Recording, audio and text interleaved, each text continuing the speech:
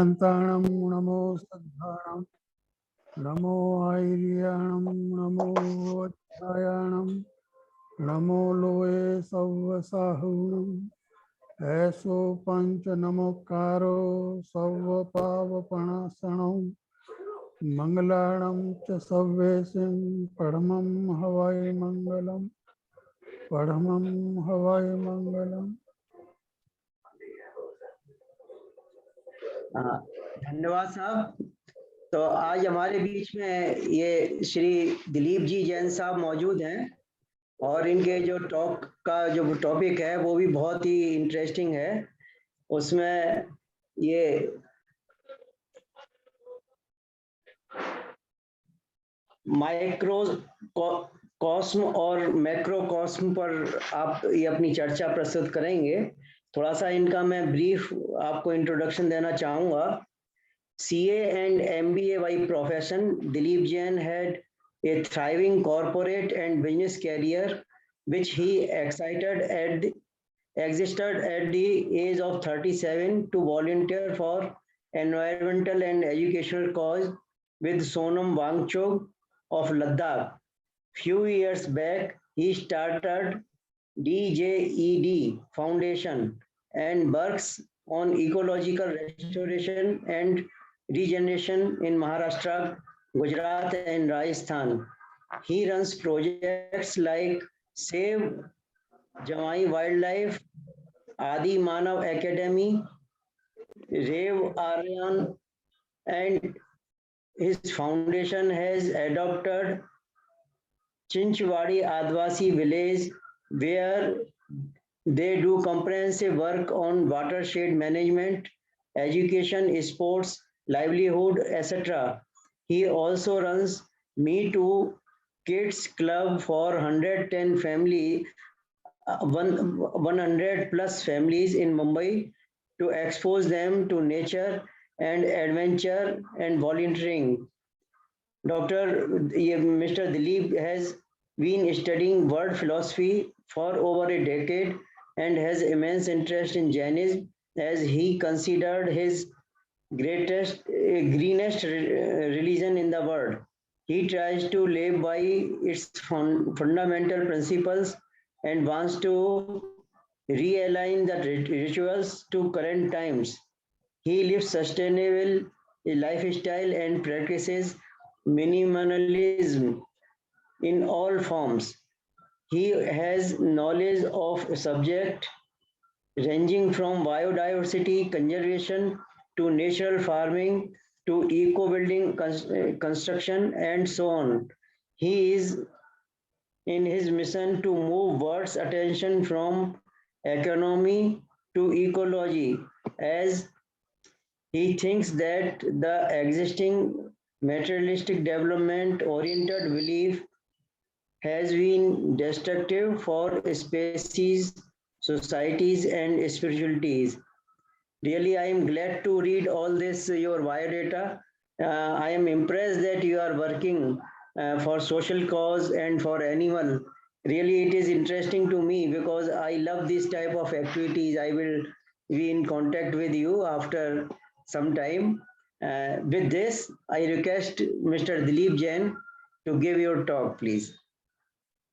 Now over to Dilip Jain. धन्यवाद ji Anil ji, thank you for this introduction.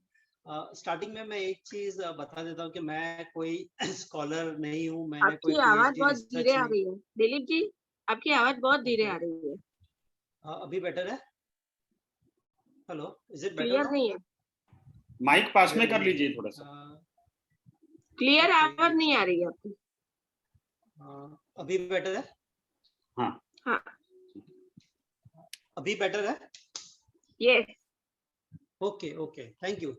So thank you Anil ji introduction के लिए।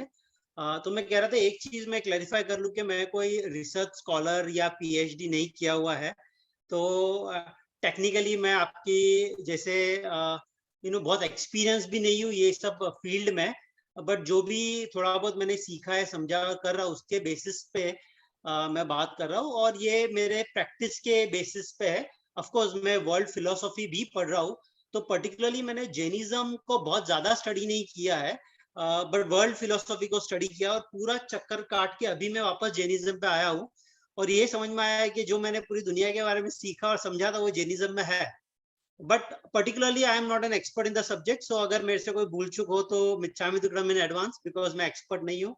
But I will share whatever I know, and question answers will be more than welcome, so that I can further improve myself.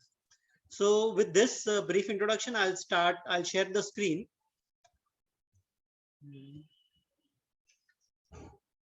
Okay, तो हमारा topic है microcosmos and macrocosmos. Broadly what it means is that microcosmos यानी कि human being is equivalent to planet earth और universe. तो जो हम universe में जो हो रहा है, जो देख रहे हैं, जो भी न्यूएंसेस है, the same thing is there in planet earth, the same thing is there in man. So if we understand ourselves better, if we understand man ourselves better, we can understand the cosmos, we can understand the universe, and vice versa. If we understand the universe better, we can understand ourselves better. So how this 2-3 connect? I will talk about it through various philosophies of Greek, Egypt, Buddhism, and then also come to Jainism. And some of these things that I'm talking is, one is definitely theory, but second is also my own practice on working on environmental and educational causes. So it will be a combination of these things. Moving on, तो ये तो हम सबको पता है कि एक butterfly का ट्रांसफॉर्मेशन कैटरपिलर से बटरफ्लाई कैसे होता है।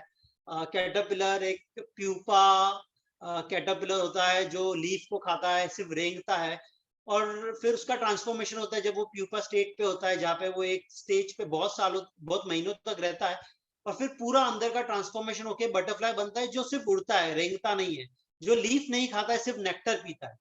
और ये जो ट्रांसफॉर्मेशन है, ये हम देखते हैं कि ये ट्रांसफॉर्मेशन सिर्फ कैटरपिलर और बटरफ्लाई स्टेज पे नहीं होता, ये ह्यूमंस में भी होता है, ये प्लैनेट्स में भी हो रहा है, ये सोलर सिस्टम में भी हो रहा है।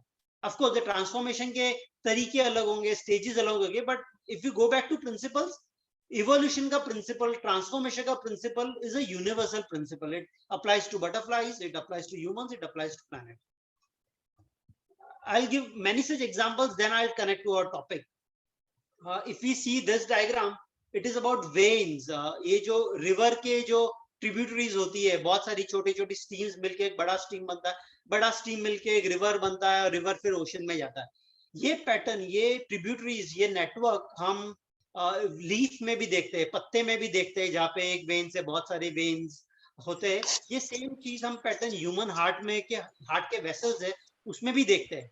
So again, I'm trying to come to topic is that there is a similarity between what is there in a leaf, what is there in a human heart, what is there in river, and probably what is there in cosmos. Moving on, we all know that seed has a potential of a tree, has a potential of a forest. तो seed भले इतना छोटा हो, but उसमें एक पूरे पेड़ के सारे गुण रहते हैं। It is in future the seed becomes the tree or the forest. It has all the, so it is a compact version of a big tree. तो big tree हम देखेंगे तो उसमें birds, animals, plants, microbes, earthworms, बहुत कुछ होगा, oxygen दे रहा, सब कुछ ही है, जबकि सीड में कुछ भी नहीं है, but it has all the potential of this tree. The point I'm trying to make is that similarly a man has all the potential of the planet, of the earth, and will through theories understand it, but a seed is the universe in a way of a tree. और ये मैंने शायद भंडारी जी से के कोई document में से लिया था कि जो क्लासिकल फिजिक्स है, हमारे यूनिवर्स, गैलेक्सी, स्टार्स के जो बिहेवियर्स है, जो फॉर्मेशंस है, जो गोल्डन रेशियो की तरह वो चलते हैं, सेम पैटर्न हम न्यूक्लियस में, इलेक्ट्रॉन्स में, न्यूट्रॉन्स में देखते हैं, which is a very small cell. So atom का जो behavior है, same behavior solar system का है. Again, macrocosmos is solar system, micro is atom. But there is a similarity, there is a pattern to it. There is something which is very similar to it. एक को हम classical physics बोलेंगे, दूसरे को quantum physics बोलेंगे, या हमारे I think Jainism में सूक्ष्म और स्थूल्य बोलते हैं. But there is a similarity between atom and planets, and I'm sure most of you know about it. Similarly अगर हम से वाटर साइकिल की बात करें, जो हम देखते हैं कि पानी इवेपोरेट होता है, बादल बनते हैं, बादल से पानी आता है, बारिश आता है, उससे पूरा लाइफ चलता है, वाटर साइकिल चलता है, कार्बन डाइऑक्साइड साइकिल भी चलता है. And this is something which we observe at a big level on planet earth. But similar cycle exist in our body also, कि हम गर्मी के सीजन में हम पानी किस तरह से पीते हैं, हमारा बॉडी कैसे टेम्परेचर रेगुलेट करता है थ्रू स्वेट, ठंडी में कैसे होता है. So this cycle exist on planet, on human body. फिर हमने ये भी ह्यूमन बॉडी में बहुत सारे आप में से डॉक्टर्स है, हमने देखा है कि लेफ्ट में जो है वो ट्री ऑफ टॉक्सिमिया है, जो बोलता है कि जो रूट में हो रहा है वही बाहर आके रिफ्लेक्ट हो रहा है. तो अगर हेल्थ की बात करेंगे, तो अगर हमारे हेल्थ के ईटिंग हैबिट्स ठीक नहीं है, हमारे एडिक्शंस है, हमारे स्लीपिंग पैटर्न्स ठीक नहीं है, हमारे पास मेंटल वीकनेस है, तो हमारा जो हेल्थ है, जो ट्री है, उसमें वो रिफ्लेक्ट होगा, उसके बिहेवियर में रिफ्लेक्ट होगा, वो डिजीज वाला बॉडी होगा. एंड सिमिलरली अगर हमारे रूट्स ठीक है, हमारे बिहेवियर्स, हमारे दिनचर्या, हमारे मेंटल थॉट्स, हमारे स्पिरिचुअल थॉट्स, हमारे बॉडीली प्रैक्टिसेस ठीक है, तो ऑब्वियसली हमारा हेल्थ भी ठीक रहेगा. सो ये पैटर्न हम अपने बॉडी में देखते हैं. और राइट साइड पे ये कॉन्सेप्ट है about bee and bee hive, कि अगर हम न्यूट्रिएंट साइकिल देखें प्लैनेट का, तो जो हमारे पिछले युग में होता था अपने ग्रैंड पेरेंट्स के टाइम पे, कि हम जो खाते थे, जो वेस्ट होता था वो कंपोस्ट होता था, कंपोस्ट वापस सॉइल में जाता था और सॉइल से वापस नया खाना बनता था, जो राइट साइड में आप डायग्राम देख रहे हैं, intact nutrient cycle. And left is that the current cycle, the current state of cities, where what we eat goes in the flush, which leads to pollution. And that pollution, one is steals the nutrient from the soil, and on the other hand we need fertilizers which are made in factories at the cost of heavy pollution to grow our food. So it's a broken nutrient cycle. So ये cycle हम देख रहे हैं. So again ये cycle body में भी same तरीके से चल रहा है, planet में भी same तरीके से चल रहा है. So point I'm trying to make is many such relationships exist everywhere and all the time. और ऐसे लिस्ट बनाते जाए तो शायद पूरा दिन लग सकता है. बहुत सारे ऐसे हम देख सकते हैं, जिससे मैंने फास्टिंग किया था, 28 किया था, और बहुत सारे हमारे जैन धर्म में लोग हैं जो हफ्तों तक, महीनों तक भी नहीं खाते और वो हेल्दीली अच्छे से रहते हैं.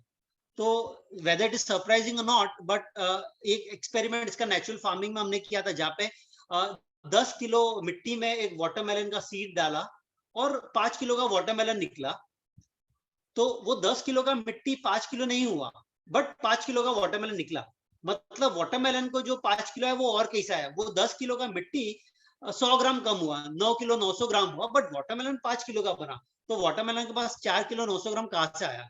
और ये एक्सपेरिमेंट से समझ में आया कि वाटरमेलन में जो 4 किलो 900 ग्राम आया है, वो पानी से आया है, वो हवा से आया है, वो सृष्टि से आया है, वो थ्रू एक्सटर्नल एलिमेंट्स आया है. न्यूट्रिएंट यानी कि फूड, जो हम फूड समझते हैं, वो सिर्फ 100 ग्राम था, वो 5 किलो में. सिमिलरली हमें फास्टिंग में देख रहे हैं कि अगर हम हफ्ता भर नहीं भी खाए, मैंने 8 दिन नहीं खाया, बट मैं नेचर में था, पहाड़ों में था, जहाँ पे नदी थे, झरने थे, धूप थी, बहुत अच्छा ऑक्सीजन था, और इजिली फास्टिंग हो गया. So again, our body is not only consuming visible food, but it is also consuming all the elements that exist in nature. ये भी सबको पता है कि percentage of water in human body is equal to percentage of water on earth, 70%. या current state of जो अर्थ है, या current state of women generally है, वो भी सेम है कि वुमेन, या हम पैट्रियार्कल सोसाइटी में रहते हैं जहाँ पे वुमेन पे प्रेशर होता है, एक्सप्लॉयटेशन होता है, उनको राइट ऑफ वर्ड्स नहीं है. और हमारे प्लेनेट अर्थ, मदर अर्थ का भी वही हाल है कि हम सिर्फ एक्सट्रैक्ट कर रहे हैं, हम उसको पूरा निचोड़ रहे हैं अपने पर्सनल बेनिफिट के लिए, but mother earth is suffering, the forest, the trees, the water bodies are suffering. So we see the similar thing between what is happening with women and what is happening with planet earth. Similarly wealth को हम प्राणा बोलते हैं in many ways, और प्राणा is equivalent of prana is water on earth. तो आज की तारीख में जो ग्लोबल क्लाइमेट चेंज का पैटर्न है, उसके कारण क्या हो रहा है, water either comes as floods or there is a drought. So there is too much water when not required, and there is too little when it is required. So water is there but it is flood or drought. Similarly हम society में देख रहे हैं कि wealth जो प्राणा है society का, वहां पे हम इनइक्वालिटी देख रहे हैं कि कुछ लोगों का बहुत पैसा है, पता नहीं क्या करना है, और कुछ लोग गरीबी, पॉवर्टी पे, हमने देखा इंडिया का हंगर इंडेक्स पे we are on the bottom. So same thing we see social inequality where there is a flood and there is a drop. Similar patterns. Another similarity is fire and human mind. Fire ये हमारे पृथ्वी का सबसे बड़ा अगर कुछ है जिसके ऊपर पूरा पृथ्वी चल रहा है, that is sun's energy, that is fire. Similarly हमारे ह्यूमन माइंड को फायर के इक्विवेलेंट समझते हैं, और ये दोनों ही जो ग्रेविटी को डिफाई करते हैं, ग्रेविटी सबको नीचे खींचता है बट फायर ऊपर जाता है, ह्यूमन माइंड कहीं पे भी जाता है ऊपर नीचे, and they are also the greatest tools both for good as well as for bad. So fire and human mind have some similarity. ये भी हमने बहुत सारा देखा होगा कि हम कोई कॉन्फ्रेंस रूम में जाए जहाँ पे बहुत बड़ा हीटेड आर्ग्यूमेंट या डिबेट हुआ है, और हम जाए तो हमको कुछ सेंस आता है कि कुछ तो यहाँ पे गड़बड़ हुआ है, कुछ तो गर्माहट हुई है, और वो हमारे वो कॉन्फ्रेंस रूम में आधे घंटे तक वो इमोशंस रहते हैं। Is it coincidence? सिमिलरली हमने एस्ट्रोनॉमी में हम सीखते हैं कि मूवमेंट ऑफ बर्थ, एस्ट्रोलॉजी में, कि हमारा जो बर्थ का मूवमेंट, जो स्टार्स के अलाइनमेंट होते हैं उससे हमारा बहुत कुछ डिपेंड करता है लाइफ में, लाइफ उसके ऊपर इवॉल्व करता है। Of course we have power of choice, but that moment of birth and astronomy has a huge connection. Similarly, phases of moon has connection with life on earth. Of course हमारे जैन धर्म में हम बोलते हैं 14 से 8 में 5 में तो ये करना चाहिए, ये नहीं करना चाहिए। सिमिलरली प्लांट्स में जो सैप होता है वो पर्टिकुलर मून फेजेस में ऊपर जाता है, तो बोलते हैं कि ट्रीज को उस टाइम पे नहीं काटना चाहिए, पर जब वो मून सैप कम होता है तब काटना चाहिए। सिमिलरली वी से कि फेजेस ऑफ मून पे ह्यूमन के मूड्स डिपेंड होते हैं, so there is a connection. So point question is ke, are these all accidents, are these all coincidences, or there is a huge intelligence to it? So based on my study, I can for surely say there is an intelligence to it, and I will establish that intelligence through few philosophical frameworks, and then also come to Jainism framework. Are we all okay so far, or any questions or anything to be clarified before I proceed?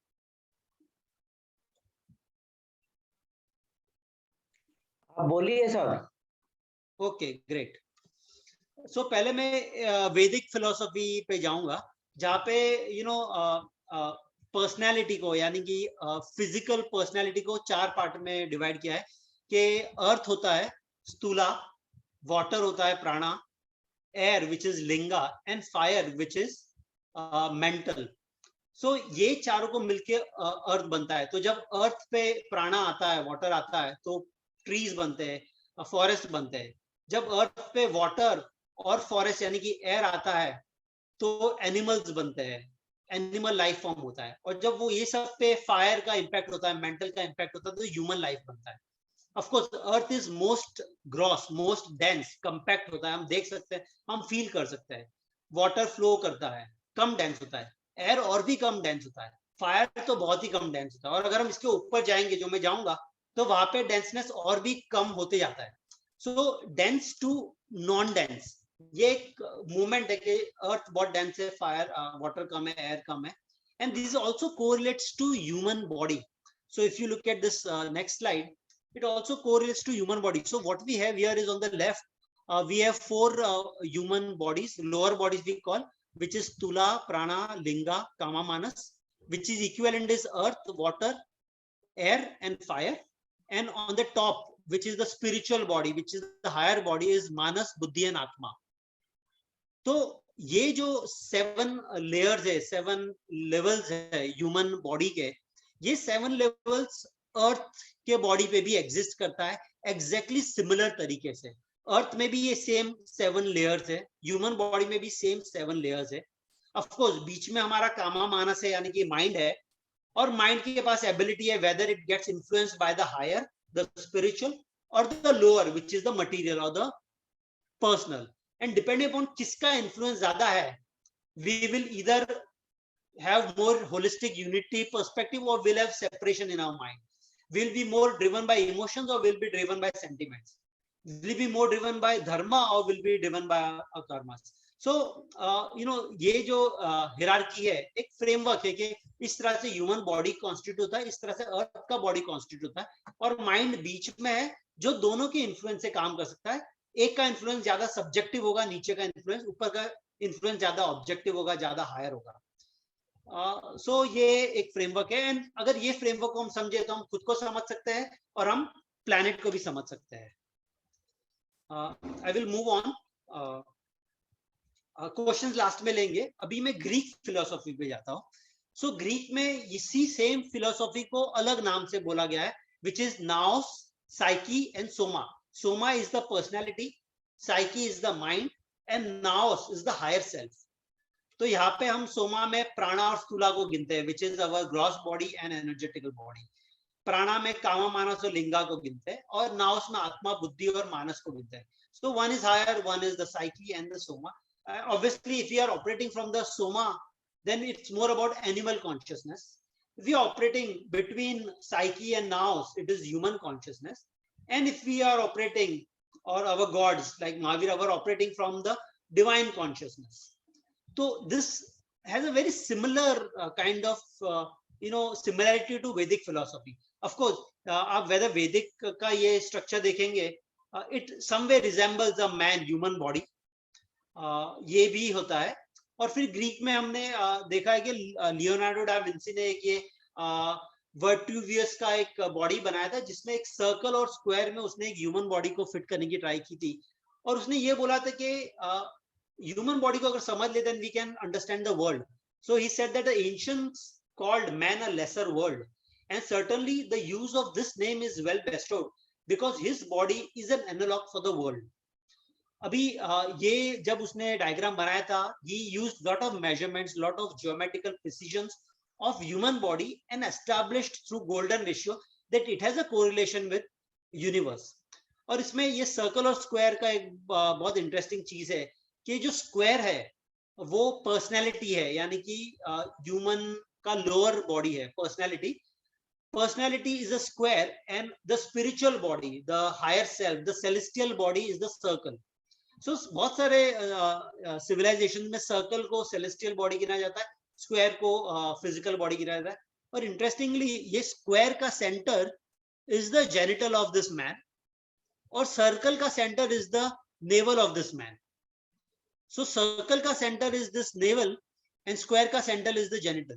What this also means is the square, that is personality, यानी कि lower body का center is genital and higher body का center is navel because we come from there. And depending upon how the body stands, it has this correlation with the universe, and that comes from the Greek philosophy where they call it also squaring the circle, and there are golden ratio aspects even to this. If we go to Egyptian philosophy, we see a very similar kind of pattern. In fact, Egyptian में जो सबसे बड़ा एक symbol है pyramid का, ऐसा कहा जाता है कि pyramid is a symbol of man as well as universe. So pyramid, again, these are many mythological things. I don't know if there are many scientific evidence to it because science has different versions on this. Some say that pyramid was built 5,000 years back, but my philosophical study says that it was built maybe 80,000 years back or even older. जब Atlantis करके जो continent था, जब वो sink हुआ और उसके जो कुछ लोग बचे जिन्होंने fifth humanity चालू किया, उन्होंने pyramid बनाया था as a demonstration that a human body is like a pyramid and pyramid is like the universe. So pyramid में भी बहुत सारे interesting facts है, geometrical facts है, mathematical facts है कि pyramid का size aligns with many measurements of planet Earth. Pyramid का जो latitude and longitude है, it is aligned to light year. तो जो light year का speed of light है, वो ही latitude longitude पे pyramid बना हुआ है. Pyramid also means fire, which is the mental. Length of the side matches year, number of days in a year. So 365 days जो होता है, तो इसका length भी 365 के आसपास है. It is aligned to the true north, and it is said that many such mountains, be it Mount Fuji or Mount Kailash, and many even Jain mountains, they are all aligned in a way that they all connect like a big network of towers. And pyramid is built, which is a center of landmass. So अगर आप vertically horizontal line बनाएंगे, तो जहाँ पे maximum land cover होता है, वो point पे pyramid बना हुआ है. So pyramid has many of this mystical thing, and therefore it is also wonder of the world, and it has this triangle is nothing but the higher self. जो हमने Vedic philosophy में देखा कि आत्मा बुद्धि मानस is a triangle, and जो base of the pyramid is a square है, which is the personality, which is grounded. So the personality is grounded versus the pyramid is trying to strive for the higher, strive for the celestial. So इसके लिए higher self triangle pyramid form में है, lower self square form में है जो earth से connected है. And it is said that it is a bridge between micro and macrocosmos. Egypt में दूसरा भी एक सिंबल है which is like this this is called key of life. तो ये इजिप्ट के जो गॉड्स थे, फेरोज थे, वो एक की ऑफ लाइफ लेके चलते थे, जहाँ पे जो ऊपर का सर्कल है which is nothing but a celestial body higher self, और नीचे का जो टी शेप है दैट इज द अर्थ, जहाँ पे the horizontal line is earth and vertical line is the influence of fire on earth और lightning which touches the earth. तो इसका सिंबोलिज्म का भी बहुत महत्व है, which is nothing but also it looks like a man, so man के shape में है.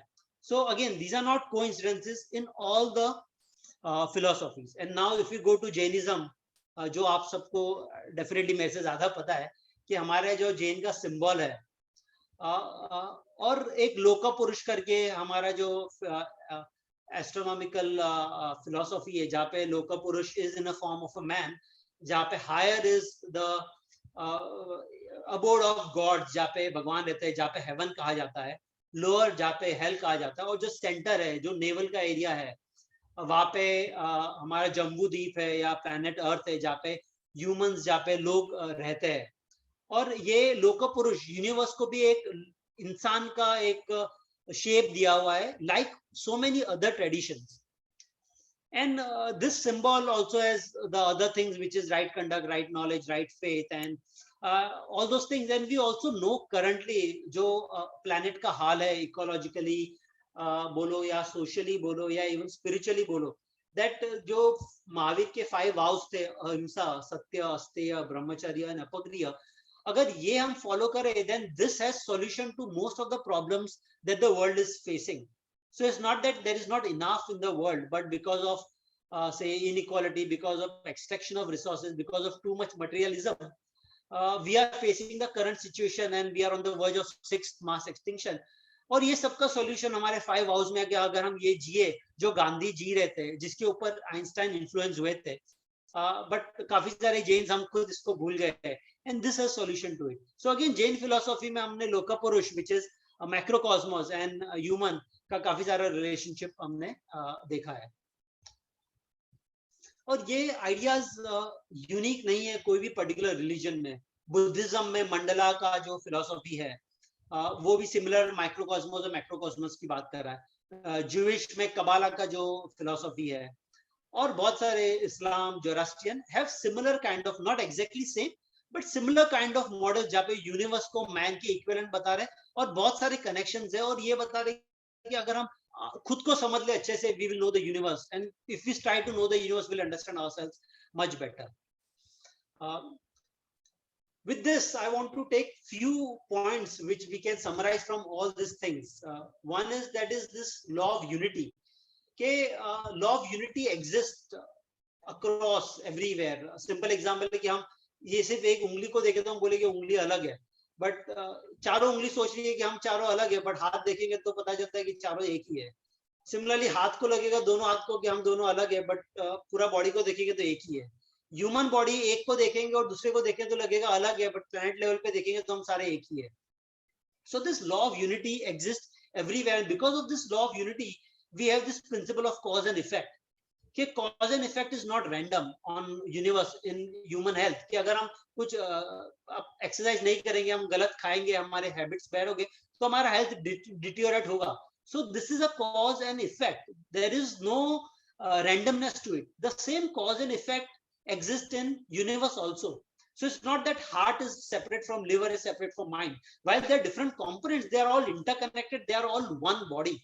Similarly, universe is one body, and therefore we see this cause and effect. के अगर हम ज्यादा एक्सट्रैक्ट कर रहे हैं मिनरल्स या वाटर को पॉल्यूट कर रहे हैं, तो उसका हम इम्पैक्ट देख रहे हैं कि 50% फ्लोरा एंड फौना लास्ट 50 साल में एक्सटिंक्ट हो गए. क्यों? Because water and soil extinct या खराब हो गया है.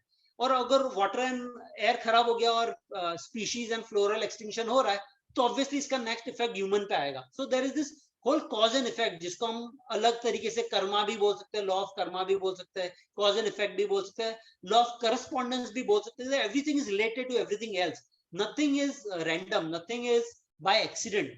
It's all part of one big design. और ये डिजाइन में लॉ ऑफ साइकिल चलता है. And with all these things, we come to this conclusion that kingdom of God is within you. And only part in the whole universe which reflects exactly like the macrocosmos is man, because man is the only being who has this ability to connect both to his matter and to the spirit. वो और कोई being में वो ability नहीं है जो universe में, जो अर्थ में, जो मैन में है. And therefore we say that microcosmos and macrocosmos का ये इंटरेस्टिंग कनेक्शन है. So with this I will leave with this thought which is the last slide, और फिर हम डिस्कशन पे भी जाएंगे बिकॉज मुझे आप लोग से सीखना भी है, ना कि सिर्फ बताना है. Which says this creation is whole and complete. From the whole emerges whole, each whole and complete.